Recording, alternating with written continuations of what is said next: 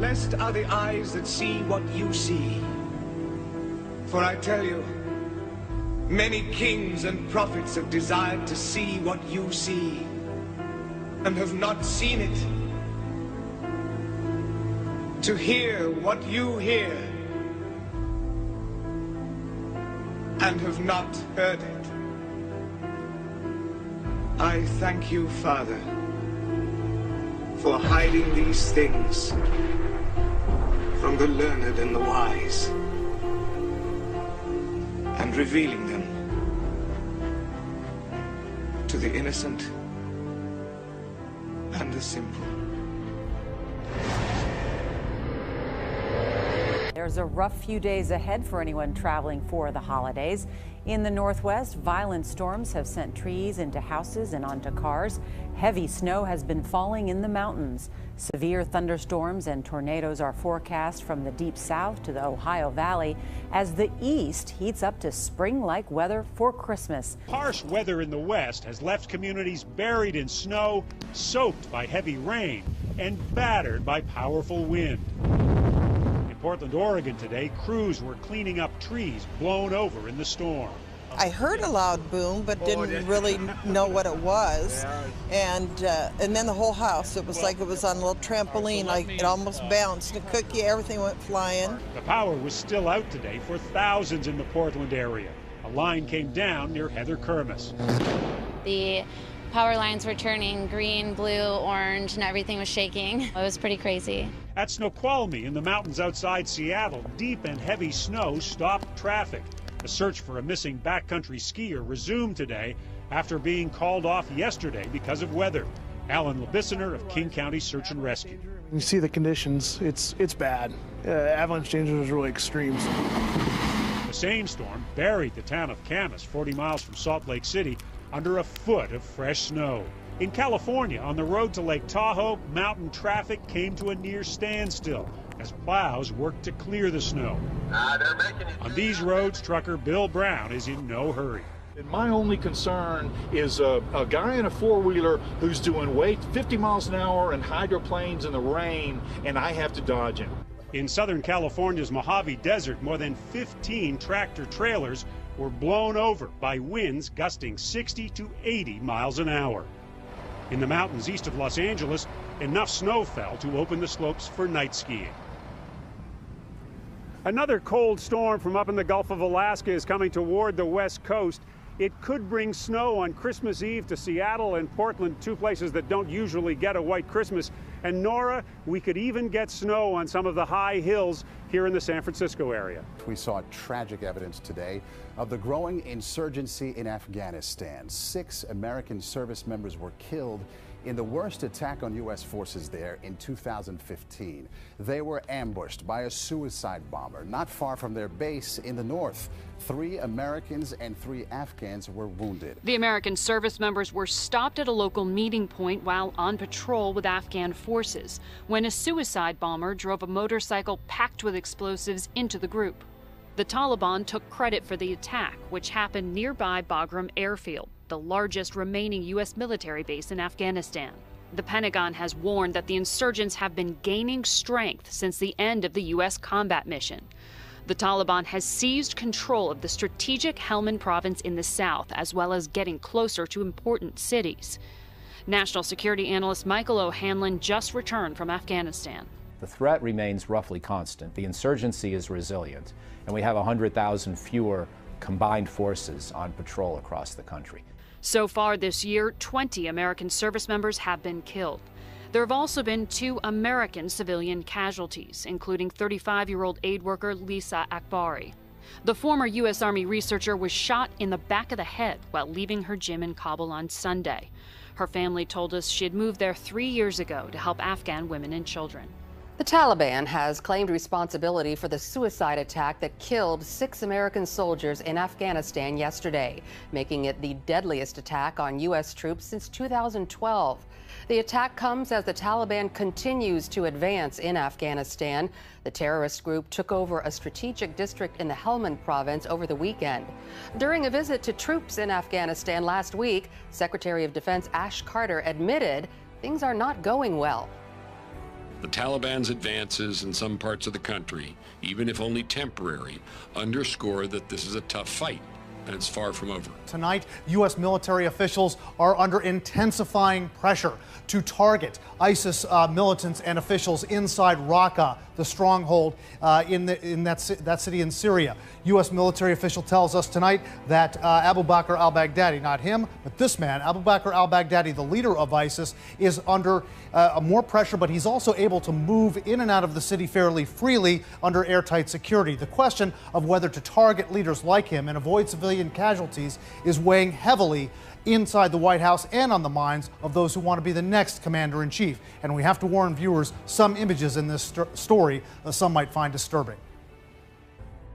The city burst into our consciousness with these horrific images. Enemies of ISIS killed in battle, their severed heads displayed on poles in the city center. Crucifixions of non-believers out in the open for passing residents to see.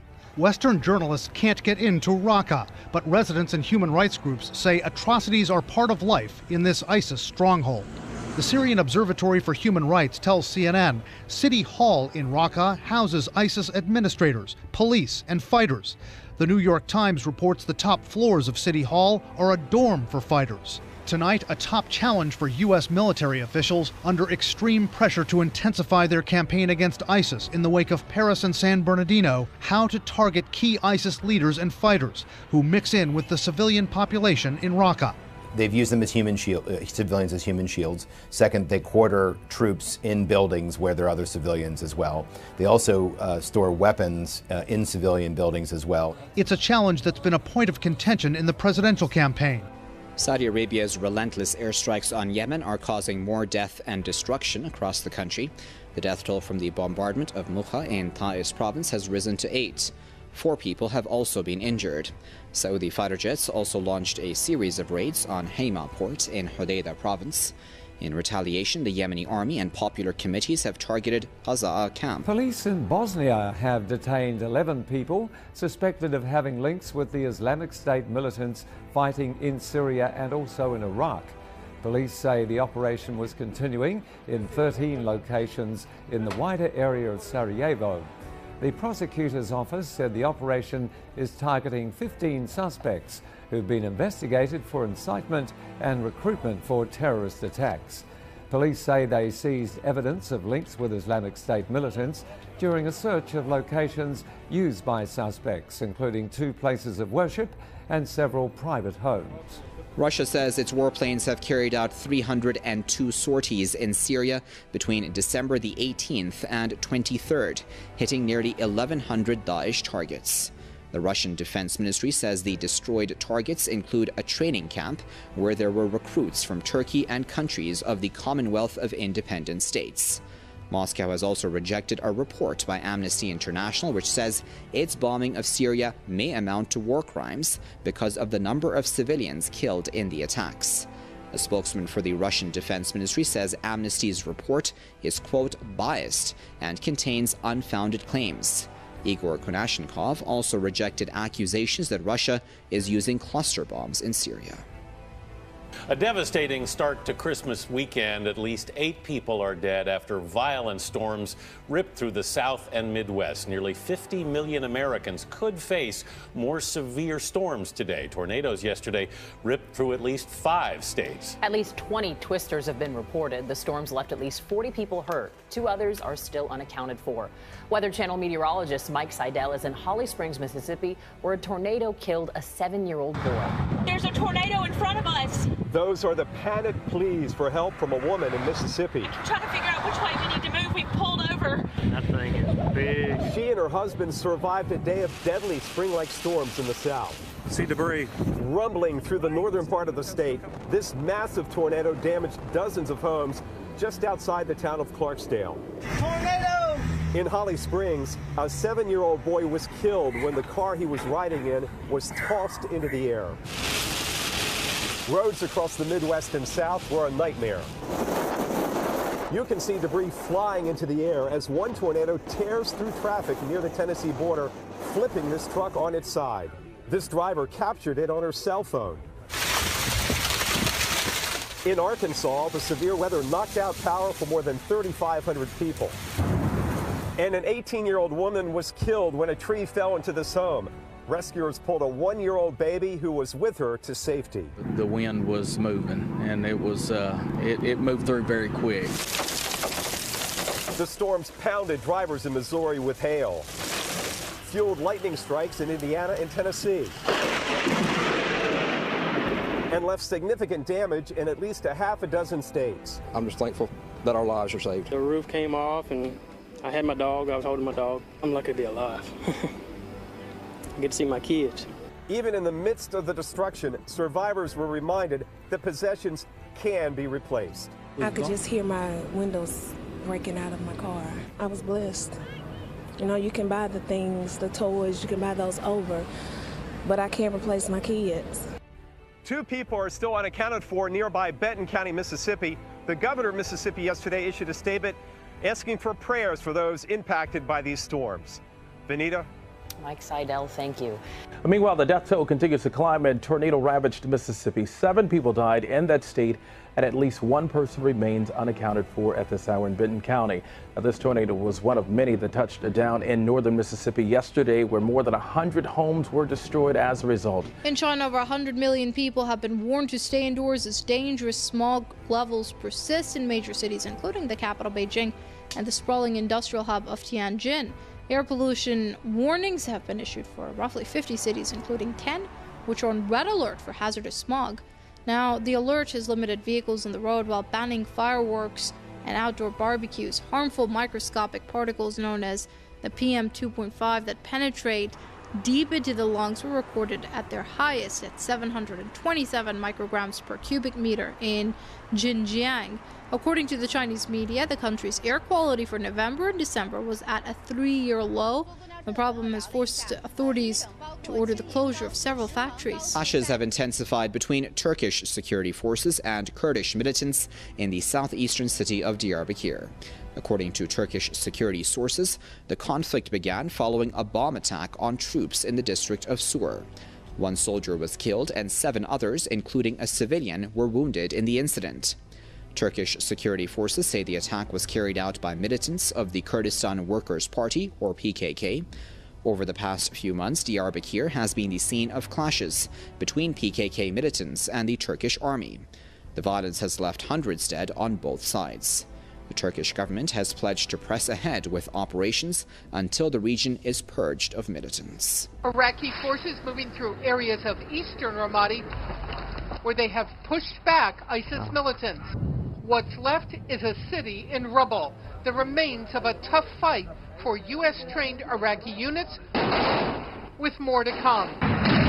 Watching it all unfold in real time, U.S. commanders from their operations center. This enemy has set up defensive belts. So they used IEDs, the very same IEDs that we faced here in Iraq years ago, but now they use them in clusters as if they were minefields.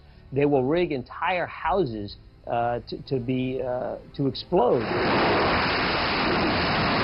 U.S. warplanes are launching dozens of airstrikes to back up Iraqi ground forces, picking out ISIS fighting positions from the air and not inadvertently killing civilians remains a huge challenge. Administration officials are talking about how to possibly loosen up the rules restricting airstrikes so they can turn up the pressure on ISIS. What's being talked about out there is how much tolerance we should have for civilian casualties. And that's part of our American values, right? We say that we bring our values to war. U.S. military officials say indiscriminate bombing is not productive, and large groups of ISIS soldiers without civilians nearby rarely happens. ISIS are living in towns and cities amidst in the same blocks as the citizens. So when you're talking about expanding the rules of engagement, I don't see how you do that without raising the risk that women and children will die. The chairman of the Joint Chiefs warns the rules will stretch for a big target.